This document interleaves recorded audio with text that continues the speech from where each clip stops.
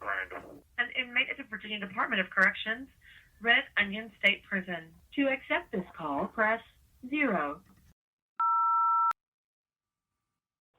When I left Beaumont for the last time, I tried to make it. I really did. And I tried to join the Army and everything, but they told me that I couldn't join because, I had to be off of juvenile probation and parole. That was like the last straw of rejection for me. Because even though I was breaking the law a lot, I did reach out to several people to try to get help, but nobody ever reached back out to me. Just pretty much I was nothing but a lost cause to everyone.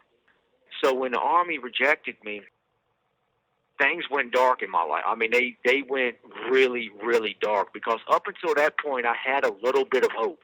It wasn't much, but I had a little bit of hope.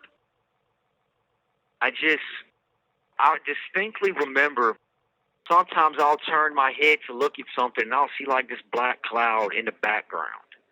And that probably sounds crazy to somebody, and I was probably imagining it. It's probably just, emotional turmoil and stress and everything. But I still remember seeing that evil black cloud. It just, like it was following me around everywhere I went. It was just sucking anything good in me out.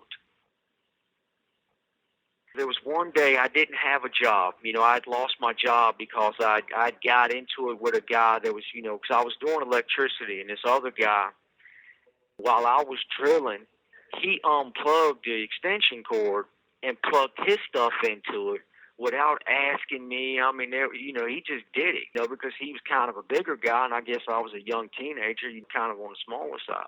He felt that he could, but I was way too damn violent for that. So I pulled up on dude. I'm like, yo, man, unplug your stuff, plug my damn cord back in, man, and we gonna have problems. Oh, you don't want none of this. Well, I'm a grown-ass man, blah, blah, blah. I pulled a knife out and said, yeah, you might be a grown-ass man, but I'm holding a knife and I will cut you. So me and him got into it, and the other guy that I was working with, my supervisor at the time, he came downstairs and, he calmed the situation down because I was going to stab this dude. I was going to cut him up like a Christmas turkey. So he wound up calling our boss, Billy, at Safeway Electric, and put Billy on the phone, and me and Billy got into it because I tried to explain to Billy, look, man, I'm here, I'm minding my business, I'm doing my job, and he just comes and takes my equipment and just starts shooting. He doesn't work for you. He doesn't work with me. He's for somebody else. Billy, man, you can't act like that. You're misrepresenting me. So I was like, fine, man. I quit and I left. I was staying at my grandma's, and I got up one morning, and my grandma, she begged me to stay home. I guess she saw something in me, or God put something on her spirit, but she begged me to stay home, but I didn't listen. And I kicked myself in the ass ever since for not listening. I went out and I got on, my great uncle had a bicycle, and I got on it and I rode, and I was going to the store. I was going to get some Coke, the Coca-Cola, not drugs.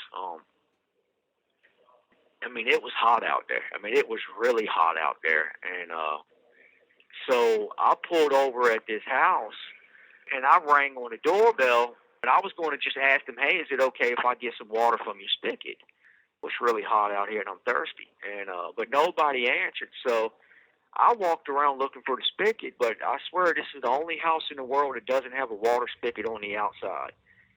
And it was a really nice house. And around back, it had like the manicured lawn and all that stuff. And I sit there and I just got mad that these people had so much more than I've ever had.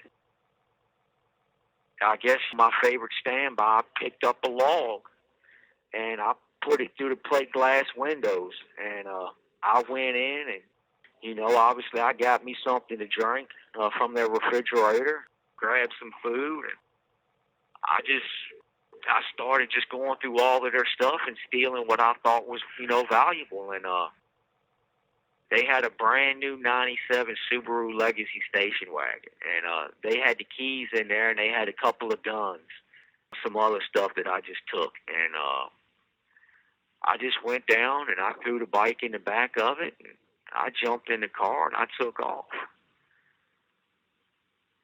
And I went to go pick up my younger brother, but he wasn't there. So I guess he was in school or whatnot. So I just went on a burgling spree. I went to this really nice neighborhood. I just walked up and I would ring the doorbell. If somebody answered, I had a little story prepared and whatnot. I was, looking for a lost dog, or, asked if you seen him. I just had little stuff like that in case somebody answered the door. They didn't answer the door after a while. I went around back. I kicked in a door or a window, and I just went through and I just started stealing stuff. And I did a bunch of houses in that neighborhood like that. And I got a whole bunch of stuff. And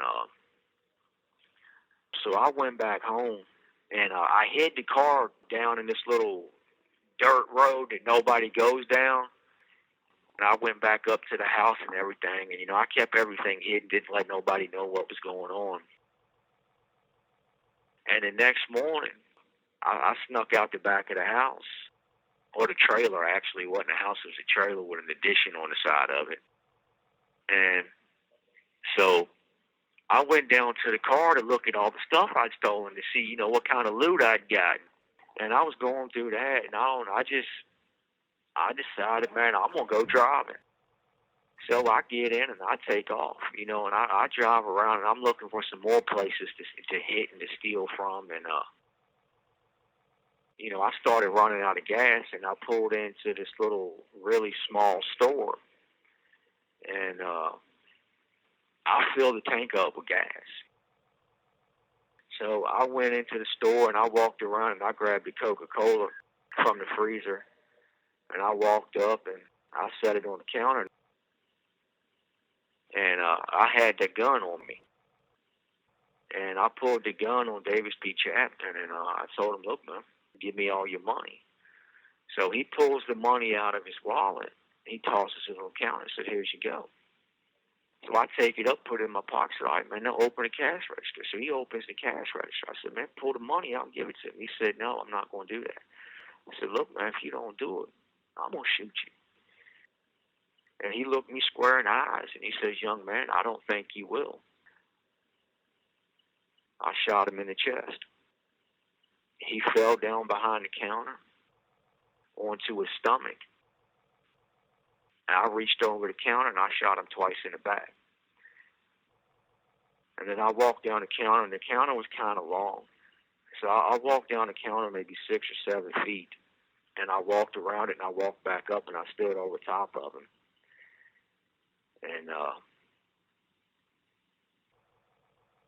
to my shame, I shot him 6 times in the back of the head. And I took the money out the register, and I ran for it.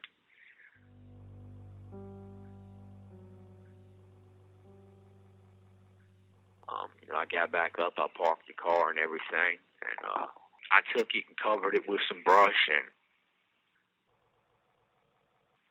I remember I was leaning up against the car, but I felt nothing.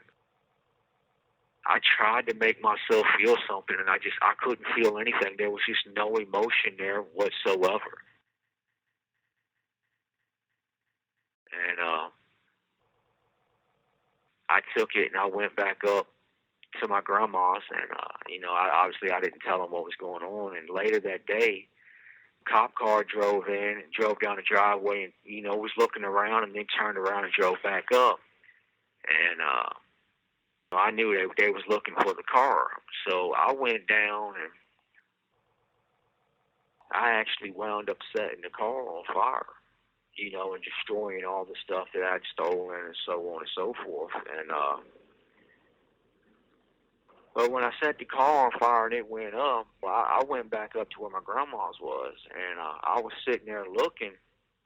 And I mean, you could see the smoke boiling, and I got afraid. It's like, damn it, man! I done set the woods on fire. It's gonna be a forest fire, man.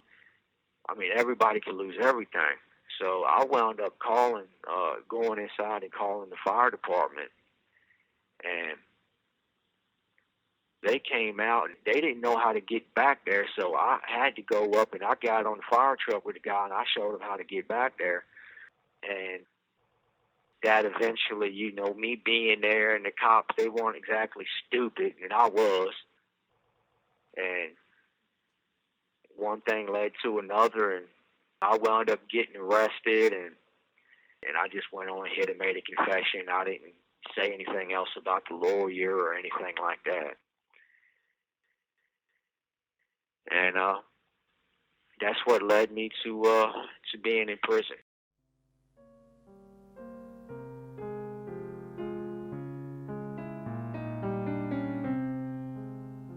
This has been Red Onion Randy, and that's my story so far.